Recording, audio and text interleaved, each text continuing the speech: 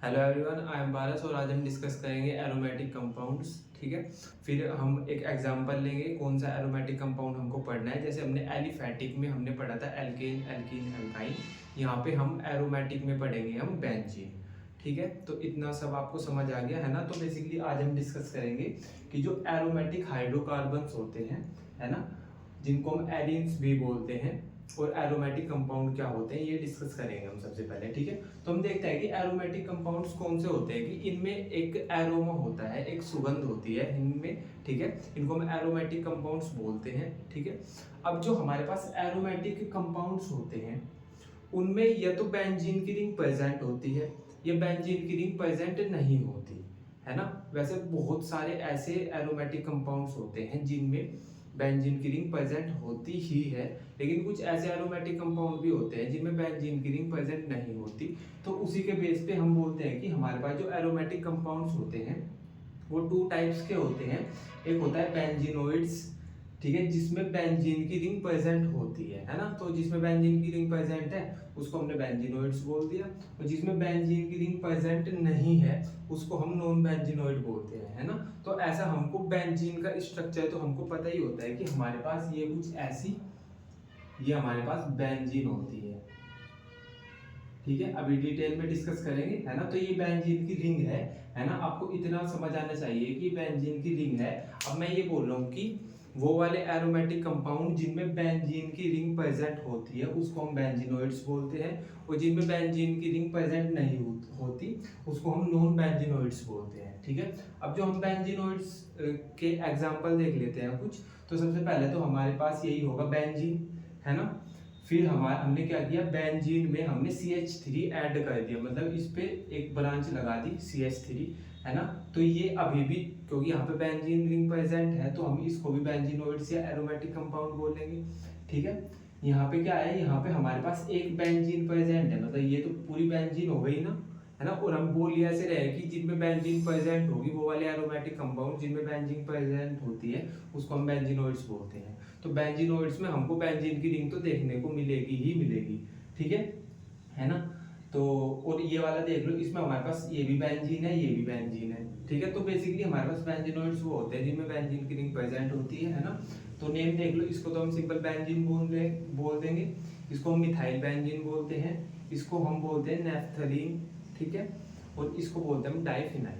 ठीक है, तो ये हो गए हमारे पास बेंजीनोइड्स के एग्जांपल। अगर हम बात करें कि नॉन बेंजीनोइड्स क्या होते हैं, कि जिनमें बेंजीन की रिंग प्रेजेंट नहीं होती उसको हम नॉन बेंजीनोइड्स बोलते हैं। ठीक है, तो फर्स्ट एग्जांपल देखो इसका, कि जो हमारे पास एजोलिन होता है वो नॉन बेंजीनोइड होता है ना। अब आप बोलोगे कि भैया लग तो ये भी बेंजीन जैसे ही रहा है ना।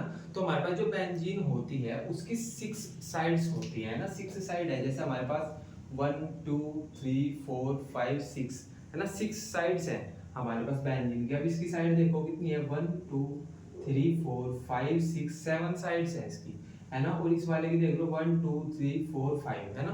तो हम ऐसा नहीं बोल सकते कि इनमें से कोई सा एक भी बेंजीन हो, है ना, क्योंकि यहाँ पे बेंजीन की रिंग प्रेजेंट नहीं है, इसीलिए हम इसको नॉन बेंजीनोइड बोलते हैं। ठीक है, नेम है इसका एजुलिन। ठीक है, अब एक एग्जांपल ये आता है, यहाँ पे हमारे पास कितनी साइड्स है, 1 2 3 4 5 6 7 साइड्स है ना। बेंजीन की रिंग में कितनी होती है, 6, तो ये भी बेंजीन ही है ना। तो इसको बोलते हैं प्रोपोलिन, और ये दोनों एग्जांपल है हमारे पास नॉन बेंजीनोइड्स के।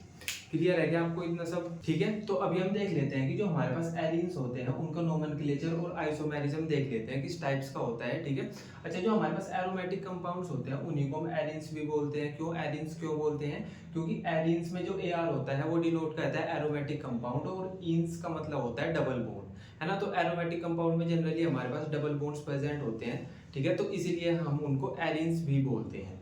ठीक है, तो हम क्या करेंगे कि हमने ये तो देख लिया कि एरोमेटिक कंपाउंड्स कौन से होते हैं। अब हमको ये पता है कि जो सबसे इंपॉर्टेंट होता है एरोमेटिक कंपाउंड, जो हमारी NCERT बोलती है कि सबसे इंपॉर्टेंट है बेंजीन, हम उसके बारे में डिस्कस करेंगे। ठीक है, तो अभी हम सबसे पहले बेंजीन के जो नोमेनक्लेचर है और आइसोमेरिज्म है वो डिस्कस करेंगे। फिर हम देखेंगे कि हम बेंजीन को कैसे बना सकते हैं, फिर हम देखेंगे कि बेंजीन की फिजिकल प्रॉपर्टी क्या होती है, फिर हम ये देखेंगे कि हम बेंजीन से और क्या क्या चीज़ें बना सकते हैं। तो सिंपल हमको इतना समझ आया अभी तक कि हमने ये समझा कि एरोमेटिक कंपाउंड्स कौन से होते हैं, फिर हमने देखा कि सबसे इंपॉर्टेंट एरोमेटिक कंपाउंड तो बेंजीन होता है ना। तो अब हम बेंजीन के बारे में डिस्कस करेंगे सभी चीज़ें, ठीक है। तो हम एरीन्स के अंदर पढ़ेंगे बेंजीन का नोमेनक्लेचर और आइसोमेरिज्म, ठीक है।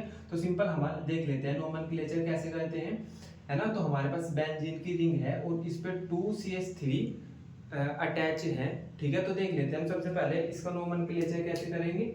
सबसे पहले हम क्या कहते हैं कि हम नंबरिंग करते हैं और नंबरिंग हम उधर से करेंगे जिधर से हमको ब्रांचिंग पास में पड़ेगी, है ना। तो हम इसका नंबरिंग करेंगे कुछ ऐसे 1 2 3 4, है ना। तो ब्रांचिंग है हमारे पास 2 पे और 1 पे, तो इसका नेम क्या हो जाएगा 1 2 डाइमिथाइल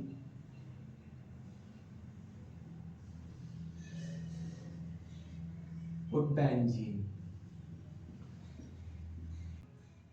क्लियर है। तो इसका नेम हो जाएगा 1 2 डाइमिथाइल बेंजीन, है ना। ये सब हमने पहले भी डिस्कस किया हुआ है कि आईयूपैक नेम जब हम डिस्कस कर रहे थे कि बेंजीन की नेमिंग वगैरह कैसे करते हैं, ये हमने वहां पे भी डिस्कस किया हुआ है ना। लेकिन अगर आपने वो सब नहीं देखा तो आपको यहाँ से भी समझ आ जाएगा, है ना। अब इसका नेम रख दो एक बार। तो सबसे पहले नंबरिंग करोगे 1 2 3 4, है ना। तो यहाँ पे 1 पे है साइड चेन और 3 पे है, और साइड चेन है क्या CH3। CH3 को हम बोलते क्या है मिथाइल, है ना। तो इसका नेम हो जाएगा 1 3 डाइमिथाइल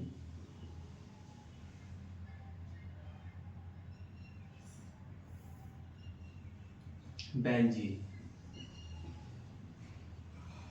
ठीक है। ऐसे ही जब आप इसकी नंबरिंग करोगे तो 1 2 3 4, 1 और 4 पे हमारे पास साइड ब्रांच है ना मिथाइल, इसका नेम हो जाएगा फिर ऐसे 1 4 डाई मिथाइल बेंजीन, ठीक है।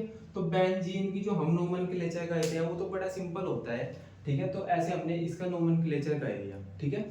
अब मैं ये बोल रहा हूँ कि ये है जो हमारे पास और जो ये वाला है, इन दोनों में सिमिलैरिटी है। मतलब सिमिलैरिटी ये है कि इन दोनों का जो हमारे पास मोलिकुलर फॉर्मूला है वो सेम है, लेकिन स्ट्रक्चर डिफरेंट डिफरेंट है ना भाई। यहाँ पे भी 2CH3 अटैच है, यहाँ पे भी 2CH3 अटैच है ना। तो हम ऐसा बोलते हैं कि इन दोनों का जो मोलिकुलर फॉर्मूला है वो तो सेम है, लेकिन यहाँ पे स्ट्रक्चर डिफरेंट डिफरेंट है। और स्ट्रक्चर में भी क्या डिफरेंट है कि यहाँ पे CH3 की पोजीशन अलग है, यहाँ पे 1 और 2 कार्बन पे CH3 अटैच है, और यहाँ पे 1 और 3 कार्बन पे CH3 अटैच है।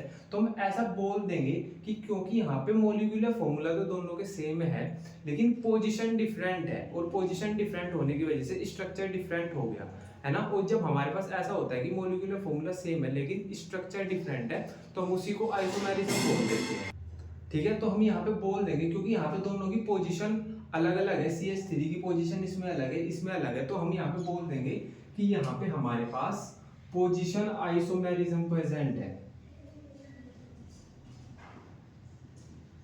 हमको यहाँ पे पोजीशन आइसोमेरिज्म देखने को मिल रहा है इस वाले में और इस वाले में, क्लियर है, ठीक है। तो हमको यहाँ पे बेंजीन के अंदर पोजीशन आइसोमेरिज्म देखने को मिलता है, ठीक है। अब एक चीज ये भी इंपॉर्टेंट होती है कि जो हमारे पास बेंजीन है, और जब हम बेंजीन पे कोई चीज अटैच करते हैं तो उसकी पोजीशन होती है, कहते देखो हमारे पास 3 डिफरेंट पोजीशन होती है, 3 डिफरेंट पोजीशन होती है आइसोमर्स की जो पॉसिबल होती है ना। वो कौन कौन सी होती है, ऑर्थो, मेटा और पैरा। मैं सिंपल ये बोल रहा हूँ कि जब हमारे पास हम बेंजीन पे कोई चीज आके, कोई सा ग्रुप आके अटैच होता है या कोई साइड चेन आके अटैच होती है, तो अगर वो 3 ही पॉसिबल उसकी पोजीशन हो सकती है, ये तो ऑर्थो पोजीशन होगी, या मेटा पोजीशन होगी, या पैरा पोजीशन होगी। अब आप ये समझ लो कि ऑर्थो कौन सी होती है, मेटा कौन सी होती है और पैरा कौन सी होती है, ठीक है। तो जब हमारे पास कुछ 1 और 2 पे, मतलब जो हमारे पास बेंजीन की रिंग है और बेंजीन की रिंग में जो कार्बन नंबर 1 है और जो कार्बन नंबर 2 है, अगर इन दोनों पे कोई चीज अटैच है 1 पे भी और 2 पे भी, तो हम उसको बोल देंगे ऑर्थो पोजीशन। और अगर 1 और 3 पे अटैच है तो हम उसको बोल देंगे मेटा पोजीशन। और अगर 1 और 4 पे अटैच है तो हम उसको बोल देंगे पैरा पोजीशन। क्लियर है क्या। ऐसे ही हमने यहाँ पे लिखा हुआ है कि जो 1 और 2 वाली पोजीशन होती है, जैसे ये है 1 और 2 वाली पोजीशन, तो हम इसको ऑर्थो बोल देंगे, ठीक है। अगर होगा हमारे पास 1 और 3 पे तो हम इसको मेटा बोल देंगे, है ना। और अगर होगा हमारे पास 1 और 4 पे तो हम इसको पैरा पोजीशन बोल देंगे। क्लियर है क्या? तो अब अगर मैं इसका एग्जांपल की बात करें कि हम ओर्थो और मेटा और पैरा करके कैसे नेम रखते हैं, तो एक नेम तो इसका ये हो गया कि 1,2 डाइमिथाइल बेंजीन, ठीक है। और एक नेम अगर मैं ऐसा ओर्थो और मेटा यूज करके नेम लिखूं तो इसका नेम क्या हो जाएगा, तो हमें ऐसा बोलते हैं कि जब हमारे पास 1 और 2 पे मिथाइल अटैच होते हैं तो हम उसको जाइलिन बोलते हैं, जाइलिन बोलते हैं हम उसको, जाइलिन बोलते हैं हम उसको, है ना। और यहाँ पे 1 और 2 पे है मिथाइल प्रेजेंट, तो जाइलिन भी कौन सा हो जाएगा, ये ऑर्थो वाला हो जाएगा, तो हम इसको बोल देंगे ऑर्थो जाइलिन, ठीक है। अब जाइलिन तो ये भी है क्योंकि इस पे भी 2CH3 ग्रुप अटैच है ना। लेकिन यहाँ पे जो CH3 है वो कार्बन नंबर 1 पे और कार्बन नंबर 3 पे है, ठीक है, तो हम इसको भी जाइलिन बोलेंगे। लेकिन जब कार्बन नंबर 1 पे और 3 पे होते हैं हमारे पास कोई ग्रुप अटैच, तो उसको हम कौन सी पोजीशन बोलते हैं, 1 और 3 वाले को बोलते हैं मेटा पोजीशन, ठीक है। तो हम इसको बोल देंगे मेटा जाइलिन। क्लियर है? अब इसका देख लो कि इसमें हमारे पास 1 और 4 पे CH3 अटैच है, तो होगा तो ये भी जाइलिन ही, है ना, होगा ये भी जाइलिन ही। लेकिन हम 1 और 4 वाली पोजीशन को क्या बोलते हैं, पैरा, तो हम इसके लिए P यूज करेंगे, पैरा, तो ये हो गया पैरा जाइलिन। क्लियर है क्या? ठीक है, तो हम इस तरीके से एक तो सिंपल आईयूपैक नेमिंग कर सकते हैं 1 2 करके, है ना। और हमको ये समझ आना चाहिए कि अगर कोई 1 और 2 पे चीज अटैच है तो हम उसको ऑर्थो बोल देंगे, 1 और 3 पे है तो हम उसको मेटा बोल देंगे, 1 और 4 पे है तो हम उसको पैरा बोल देंगे। क्लियर है क्या? इतना समझ आ गया आपको? ठीक है, तो अभी हम देख लेते हैं कि जो हमारे पास बेंजीन है, स्ट्रक्चर ऑफ बेंजीन कैसा होता है, मतलब जो हमारे पास बेंजीन का स्ट्रक्चर होता है उसकी हिस्ट्री कैसे है, कैसे हमको बेंजीन के स्ट्रक्चर का पता चला, कैसे उसके हमको मॉलिक्यूलर फॉर्मूले का पता चला, उसको डिस्कस कर लेते हैं एक बार। ठीक है, तो हम ऐसा बोलते हैं कि जो हमारे पास बेंजीन है उसको आइसोलेट किया था मिशेल फैराडे ने 1825 में, ठीक है, और इन्होंने इसका मॉलिक्यूलर फॉर्मूला बताया था हमको C6H6, ठीक है। अब हमको ये पता है कि जब हमारे पास C6 होगा और H6 होगा, मतलब हमारे पास 6 ही तो कार्बन है, 6 ही हाइड्रोजन है, तो जब हम इसका स्ट्रक्चर बनाएंगे, क्योंकि हाइड्रोजन बहुत कम है तो यहाँ से हमको इसका इतना अंदाजा हो चुका था कि जो हमारे पास बेंजीन है इसके स्ट्रक्चर में डबल बॉन्ड होंगे, है ना। और क्योंकि जहाँ पे डबल बॉन्ड होते हैं उसको हम ऐसे, डबल या ट्रिपल बॉन्ड होते हैं, हम उसको ये बोल देते हैं कि ये अनसैचुरेटेड कंपाउंड है ना। तो हम ऐसा बोल सकते हैं कि बेंजीन के फॉर्मूले को देख के हमने ऐसा पता लगा लिया कि C6H6 है जो वो हाईली अनसैचुरेशन, उसमें जो अनसैचुरेशन है वो हाई है, मतलब वो अनसैचुरेटेड कंपाउंड है, उसमें डबल बॉन्ड या ट्रिपल बॉन्ड प्रेजेंट है। क्लियर है? अब मेरे को ना ये नहीं समझ आया कि जो हमारे पास अनसैचुरेटेड कंपाउंड होते हैं उनमें डबल बॉन्ड या ट्रिपल बॉन्ड प्रेजेंट होते हैं, और जहाँ पे डबल बॉन्ड या ट्रिपल बॉन्ड प्रेजेंट होते हैं उस कंपाउंड की जो स्टेबिलिटी होती है वो बहुत कम होती है ना। हमने ऐसा प्रीवियस लेक्चर्स में पढ़ा है कि जहाँ पे जो डबल बॉन्ड होता है, जिस कंपाउंड में डबल बॉन्ड होता है उसकी स्टेबिलिटी वो अपनी लाइफ में बहुत कम स्टेबल होता है। लेकिन ऐसा देखा जाता है कि जो हमारे पास बेंजीन है उसमें डबल बॉन्ड है लेकिन वो अपनी लाइफ में बहुत ज़्यादा स्टेबल है। तो हमें ये नहीं समझ आया कि यार जब बेंजीन में डबल बॉन्ड है, वो हाईली अनसैचुरेटेड कंपाउंड है, तो वो फिर इतना ज़्यादा स्टेबल कैसे हो सकता है। ठीक है, तो फिर हमारे पास अगस्त कैकुले आए, इन्होंने इसका बेंजीन का स्ट्रक्चर दिया 1865 में, जो कि कुछ ऐसा दिखाई देता था। ठीक है, तो हमको पता चला कि हाँ भाई इसमें जो बेंजीन होती है उसमें 3 डबल बॉन्ड होते हैं। ठीक है, और इस स्ट्रक्चर को उन्होंने बोल दिया कैनोनिकल स्ट्रक्चर और रेजोनेटिंग स्ट्रक्चर।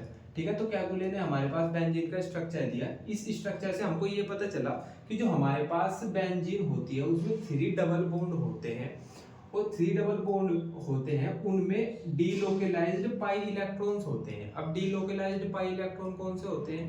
अच्छा, जो हमारे पास डबल बॉन्ड होते हैं उसको हम पाई बॉन्ड बोलते हैं, तो जो पाई बॉन्ड के अंदर जो इलेक्ट्रॉन होते हैं उनको हम पाई इलेक्ट्रॉन्स बोलते हैं। और डीलोकेलाइज्ड का क्या मीनिंग है कि वो एक जगह से दूसरी जगह पे शिफ्ट होते जाते हैं, मतलब वो अपनी पोजीशन को चेंज करते रहते हैं, वो एक जगह पे आराम से नहीं बैठते, है ना। तो हमने देखा कि भाई हमारे पास जो बेंजीन है उसमें 3 डबल बॉन्ड है, और 3 डबल बॉन्ड में भी जो हमारे पास डीलोकेलाइज्ड पाई इलेक्ट्रॉन है, मतलब वो इलेक्ट्रॉन अपनी जगह को बदलते रहते हैं।